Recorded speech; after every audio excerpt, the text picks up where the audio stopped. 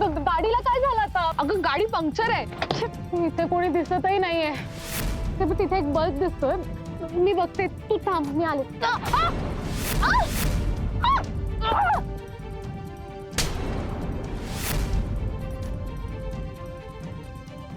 Garage वाला आहे का कोणी? Sorry, thank you. Nuts.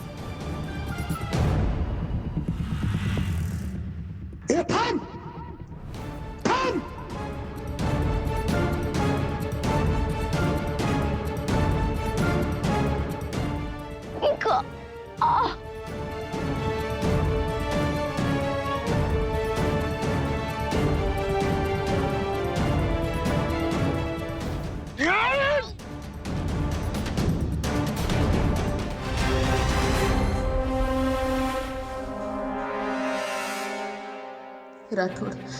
Rathod, sorry.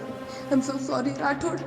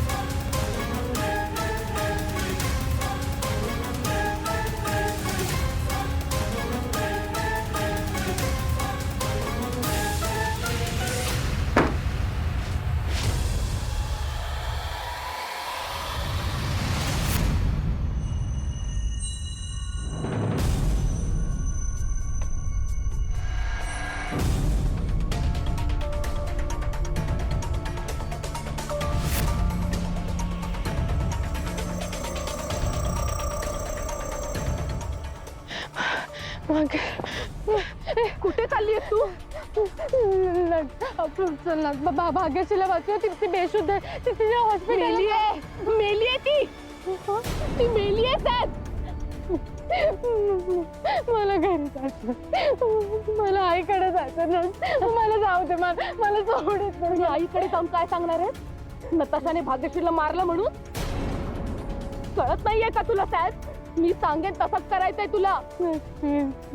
Please मी मला जाऊ दे. जोपर्यंत मी सांगत नाही ना तोपर्यंत तू कुठेच जायचं नाहीये.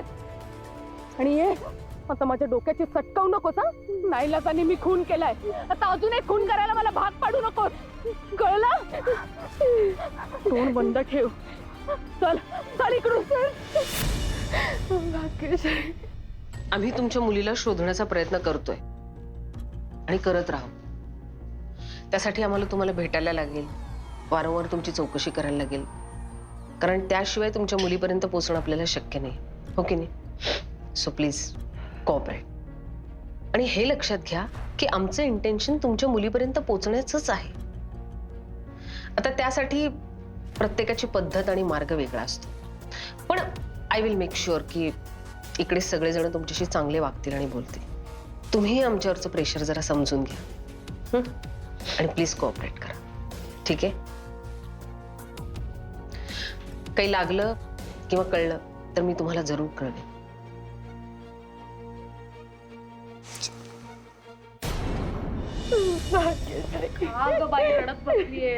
मेली ती. मेली. चुकून मेली. आता तू रडत बसून ती परत जिवंत होणार आहे का सॅज?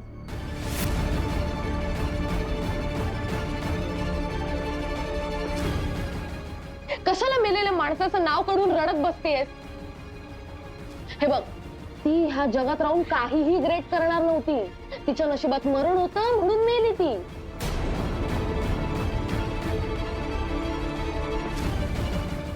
तुझं नशीब चांगलं आहे सॅज, म्हणून तू जिवंत आहेस. अरे यार,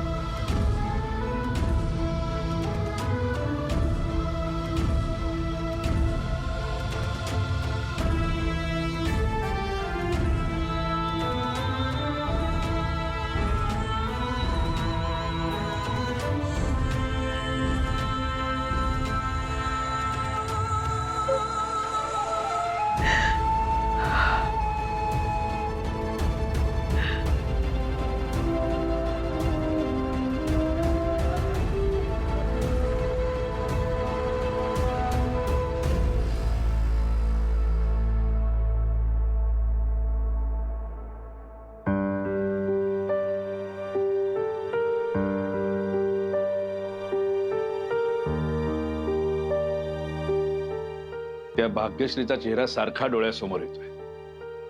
किती साधी आणि स्टुडियस मुलगी होती ना. तुला माहितीये तिची 10वी झाल्यावरती ती माझ्याकडे आली होती मला विचारायला की सर काय करू, कॉमर्स घेऊ का सायन्स घेऊ, मला काही कळत नाही, कन्फ्युज आहे मी, प्लीज तुम्ही मला गाईड करा. एवढ्या गोड मुलीला हे असं मरण यावं. कोणाच्या नशिबी काय लिहिलेलं असतं ना ते काही सांगता येत नाही. पोलीस काय म्हणालेत का? नाही म्हणजे साऊ आणि भाग्यश्री एकत्र होत्या वगैरे असं काही? काय ना, शाळेपासून त्या दोघी कायम एकत्र असायच्या. मला असंच वाटत होतं रे, पण साऊ आणि भाग्यश्री पूर्वीसारख्या घट्ट मैत्रिणी नाहीयेत हे मला नव्याने कळलं. कसं?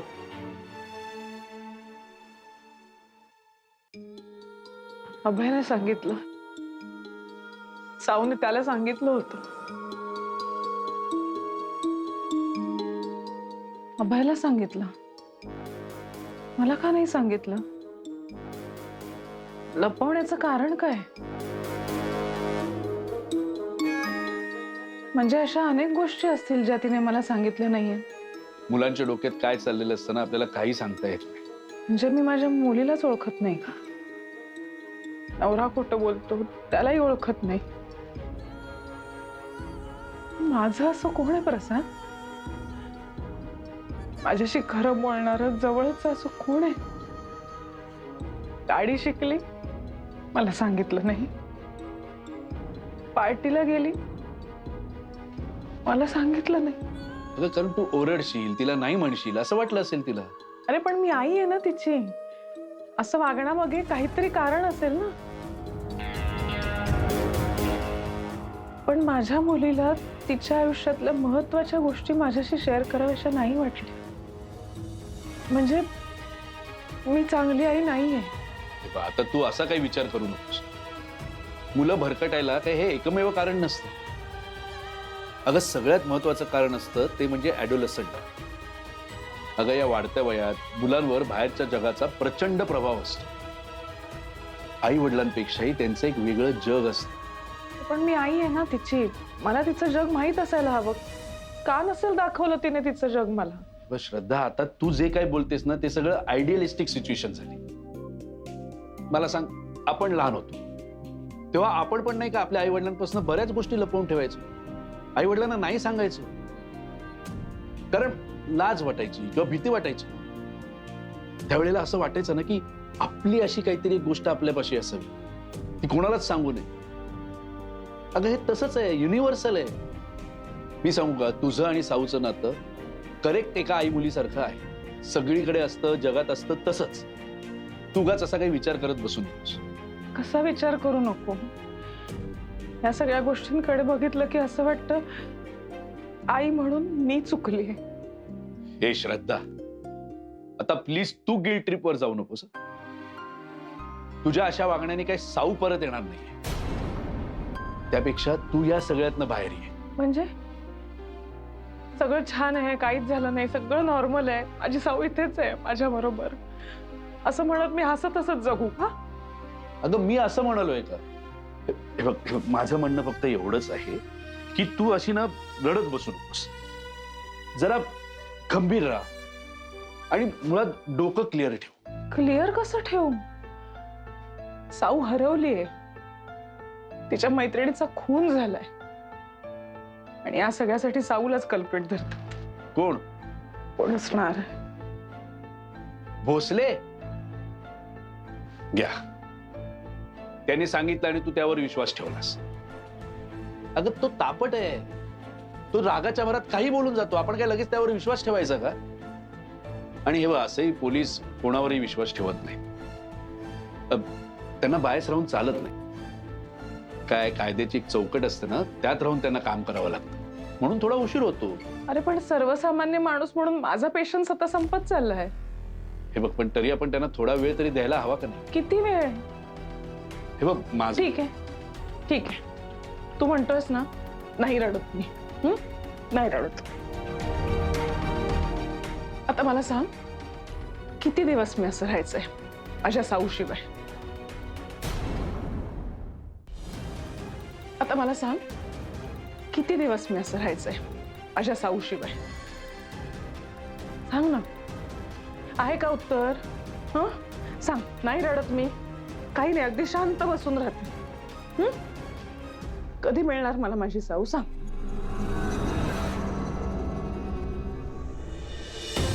एक इन्स्पेक्टर नागरिकांशी हुज्जत घालतो, त्यांची कॉलर पकडतो. शोभतं का तुला हे जर का बाहेर कोणी व्हायरल केलं ना तर आयुष्यातून उठशील तू. तुला सस्पेंडच व्हायचंय का?